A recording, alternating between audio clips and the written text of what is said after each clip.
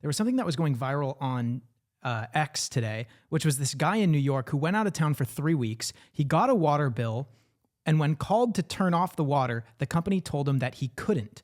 Turns out random squatters moved into his house. New York law forbids a homeowner from shutting off utilities or locking out the squatters.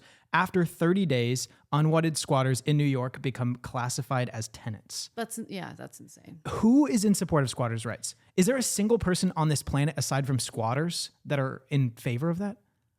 I think young people on the left probably, and then you grow up and you realize what property rights mean and what being stolen from actually entails. Because remember, when someone's stealing from you, they're not merely stealing a material object. They're stealing all of the time, energy, and hard work that went into acquiring that material good. And in this case, we're talking about, a property. Now, look, I think, will probably think of the private equity type people or the corporate landlords and think like, F them, who cares? But a lot of times that's not the case. And I don't have a lot of love for squatters. I just don't. My thought, and I have tenants and I'm a landlord. I think there's a lot of overlap between squatters and tenants because you could have a squatter that says, no, I have a signed lease. And you could have a landlord with a tenant and say, I don't like them. They're a squatter. Let's get them out of there. Oh, interesting. And if someone just moves in and they're there for 5 days, but they signed a year-long lease and the landlord gets a higher offer, how do you not call those people, they're squatters. I want them out. Mm-hmm. So I think that's a really interesting perspective. Well, that's, you see? yeah, okay. yeah. All right. So I kind of think that you have to prove they're squatters to begin with, which means going through the court system. And differentiating between a squatter and a tenant That's the problem, that you have to go through the court system. But the police aren't the ones to say they're a squatter or they're a tenant. But the problem is there's the so cost, much overlap, right? So, and that's in and of itself will be a disincentive But then- enough for a landlord to be like, all right, I'm going to go belly up. But sure, to you're do that, squatting. I think you have to make it easier to evict tenants.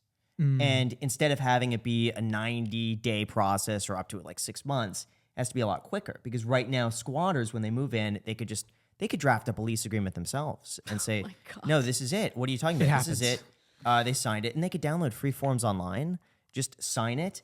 The police aren't going to enforce it. And automatically, that's 6 months.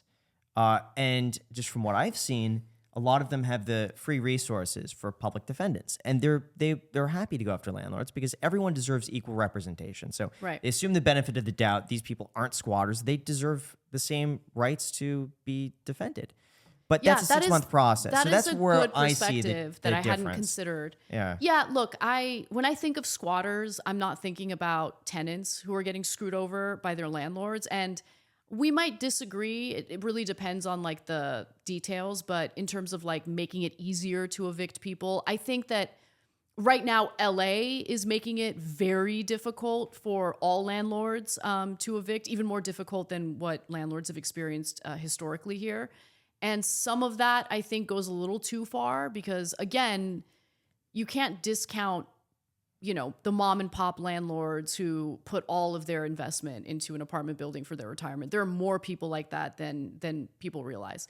But in terms of squatters, I always just think of, and maybe this is wrong and I need to reconsider what squatter means. I just think of someone who's on the streets, probably addicted to something, breaking into someone's unit or home and just hanging out and like refusing to leave. Yeah. That's what I think of. Yeah, there was a story on YouTube that went mega viral because a lady just closed on her home and had the moving trucks out front.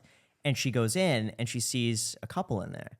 And she's like, I'm moving in. I just closed on the home. And they say, nope, we're living here. I know that Yeah, story. that was and wild. It It inspires, evokes- because look, I can't help but, I guess I'm a bit of an empath because I can't help but think about how I would feel. I put myself in the shoes of the woman who worked really hard to be able to afford a home in this like unbelievably difficult market. I would be furious. Like, I don't know how I wouldn't get like violent, to be honest. Like, I'd be very upset. So I think that right now, the ways the laws are written could potentially lead to some unsafe situations because being stolen from, like right in front of you, and it's like so brazen and they don't care. And then you don't really get much help from your elected officials. Like, it's kind of messed up. Yeah.